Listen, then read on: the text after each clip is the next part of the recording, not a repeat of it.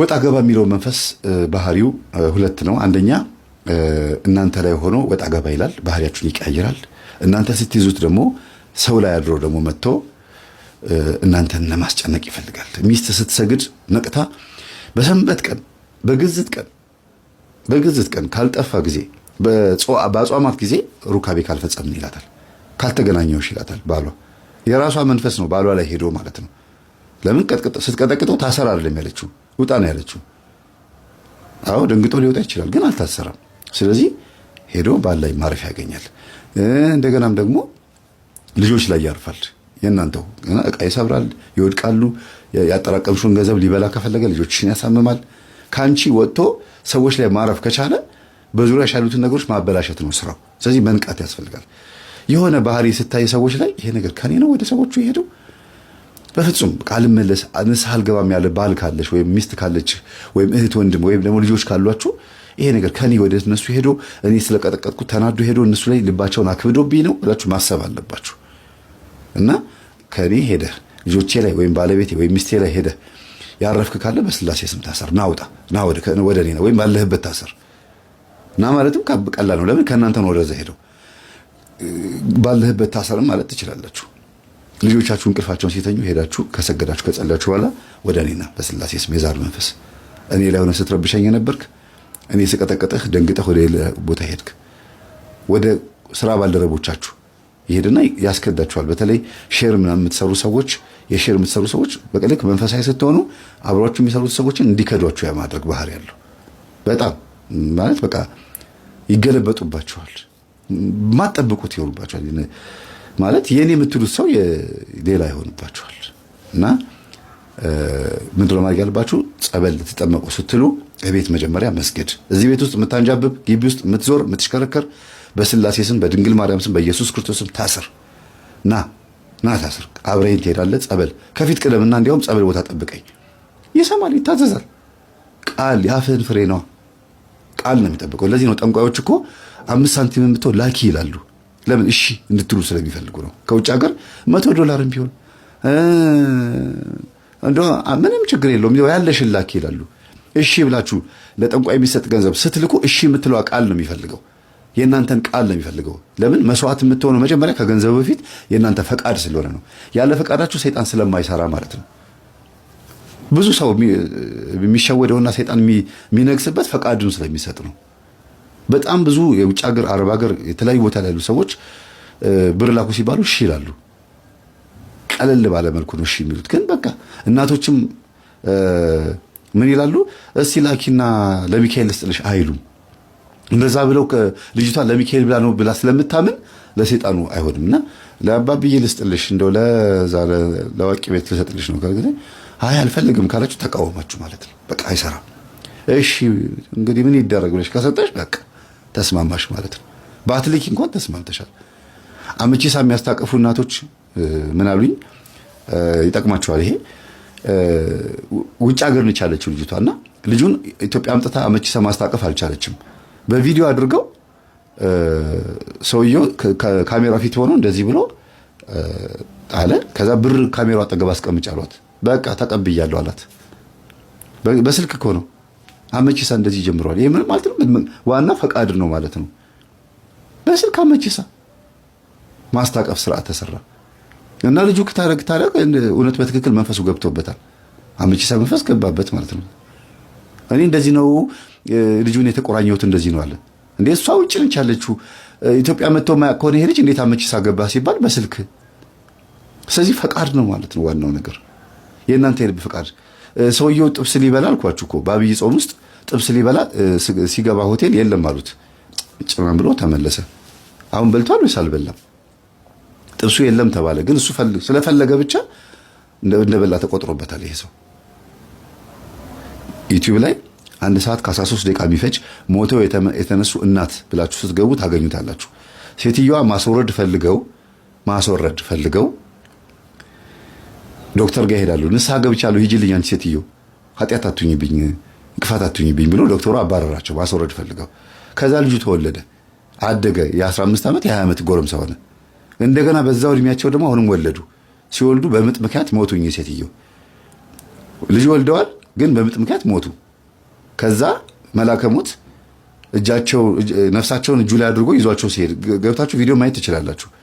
ነፍሳቸውን ይዞ ሲሄድ ነፍስ አጥፍተሻል አላቸው።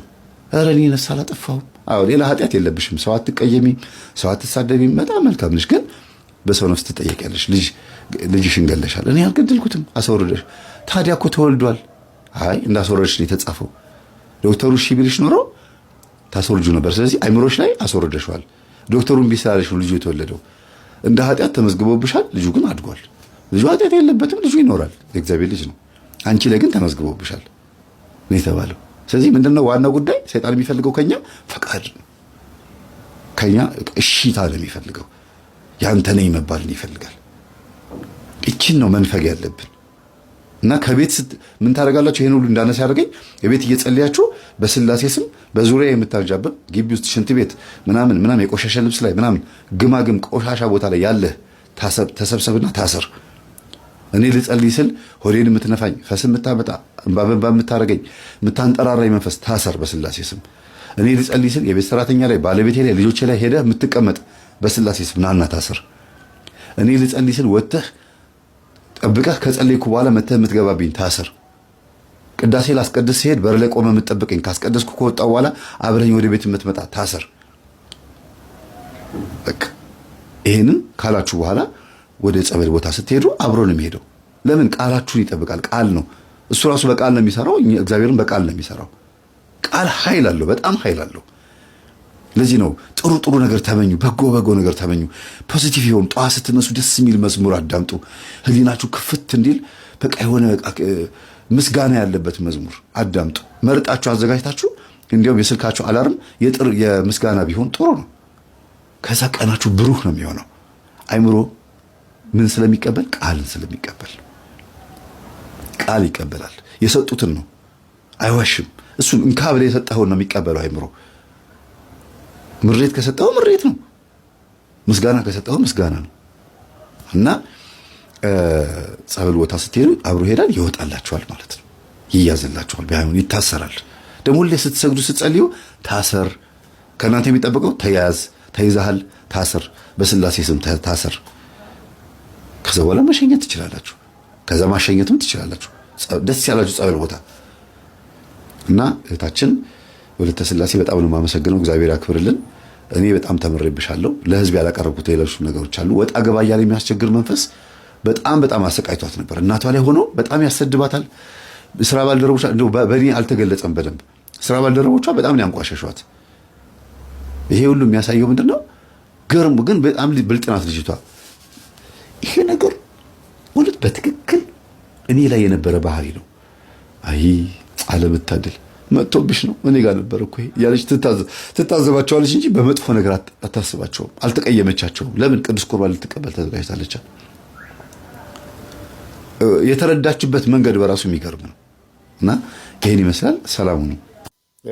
እህቶቼ እባካችሁን የቤት ያላችሁ መኪና ንብረት ያላችሁ ከባላችሁ ጋር እኩል ንብረት እንደምትካፈሉ የልብ የሚሰማችሁ እህቶች ቀጥታ እናንተን ነው የምናገረው። ስለ እግዚአብሔር እባካችሁን በቃ አው መፋታትና ዕቃ መካፈል ትችላላችሁ። ግን ለሴት ልጅ ትዳርና እድሜ በጣም ወሳኝ ነው። ወግ ማድረግ ታግሶ እንደ እናቶቻችን 40 ዓመት 50 ዓመት በትዳር ላይ መቀመጥ መከበር ነው፣ መዋረድ አይደለም። እየተመቱም ቢሆን እናቶቻችን ባሎቻቸው በቀድሞ ሞተው ወይም ታመው ያልጋ ቁራኛም ሆነው ምንም ሆነው እናቶች ብዙ ጊዜ ወልደውም ጠንካራ ሆነው የሚገኙበት ጊዜ አለ። ለምን? ታግሰው ስላሳለፉት ነው ትዳራቸውን።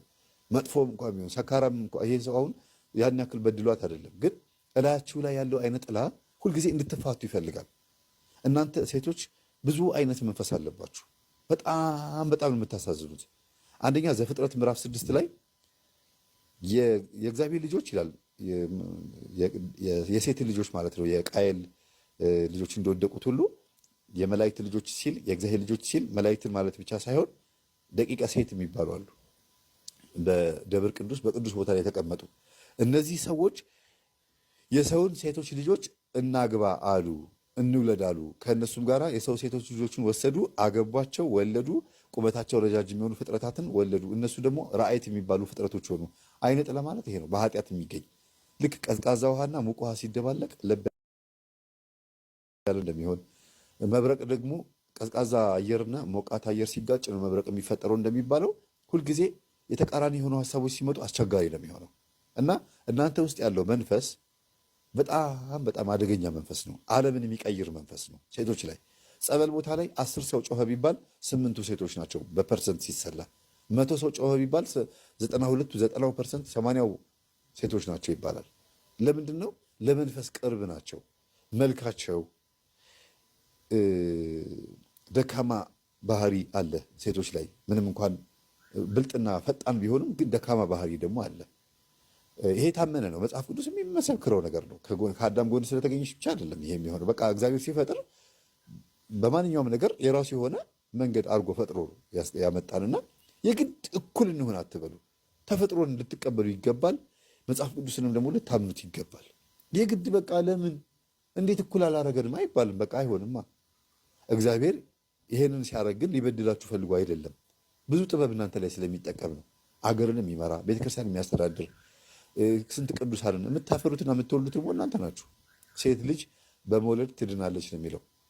ካህን ትወልድና ያሳልማታል። ከዛ ቀጥሎ ደግሞ ትዳሯን በትህትና ብትመራ አንገቷን ብትደፋ ሰጥ ለጥ ብላ ብታኖር ባሏ አንድ ቀን ያመሰግናታል፣ በሰው ፊት ያስከብራታል። እኔ እኮ ብዙ ነገር አድርጊያት እሷ የተከበረች በሚስቴ ነው እዚህ የደረስኩት ይላል።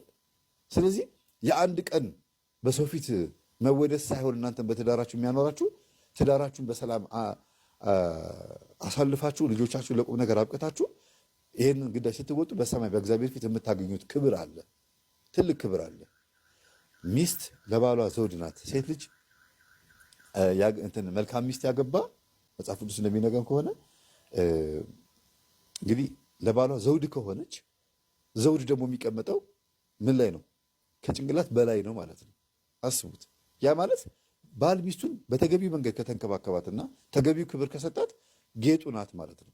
ግን ክብር ባይሰጣትም ዘውዱን አንስቶ ቢጥለውም እሷ ግን ዘውዷ እንዳልተጣለ እያደረገች ነው ማሰብ ያለባት። ያንን ዘውዷን አንድ ቀን አንስቶ ሊያደርገው ይችላል ብላ ተስፋ አድርጋ ነው ባሏን መንከባከብ ያለባት። ሌላው ደግሞ የመስተፋቅር መንፈስ በህይወት ዘመናችሁ ከሆኑ ወንዶች ይመጣባቸዋል። የዝሙት መንፈስ ከሆኑ ወንዶች ይመጣባቸዋል። ከትምህርት ቤትም ሊሆን ይችላል። የቡዳ መንፈስ በፀጉር፣ በአይን፣ በመልካችሁ ሊገባ ይችላል። በመቀመጫ፣ በዳሌ፣ በጡት፣ በተለያዩ አካላቶቻችሁ የቡዳ መንፈስ ይገባል፣ በዝሙት መንፈስ። ሌላው ደግሞ መተት ሊወረወሩባችሁ፣ በመቀኝነት፣ በጥላቻ፣ በእርግማን ሊገባባችሁ ይችላል። ይሄ ሁሉ ተሰባስቦ ትዳራችሁ እንዲያስጠላችሁ፣ ባላችሁ እንዲያስጠላችሁ፣ ልጆቻችሁ እንድጠሉ ሊያደርግ ይችላል። ያ ተጽዕኖ ይፈጥራል። እንድትነጫነጩ እንድትቆጡ ያደርጋል። ያንን ነገር ደግሞ የሚረዳችሁ ሰው ቢኖርም እናንተ ግን ራሳችሁን መግዛት፣ ቶሎ እርምጃ አለመውሰድ፣ ዲቮርስ የሚባለው ነገር ማራቅ፣ ፍቺ የሚባለው ነገር ኖ ቆይ እዚህ ላይ መቸኮል የለብኝም ማለት፣ እምነቱ እንኳን ሌላ ሰው እንኳን አግብታችሁ ከሆነ እግዚአብሔር እንዲቀይረው መትጋት፣ መጸለይ። አንድ ቀን እግዚአብሔር ይቀይረዋል። አንድ ቀን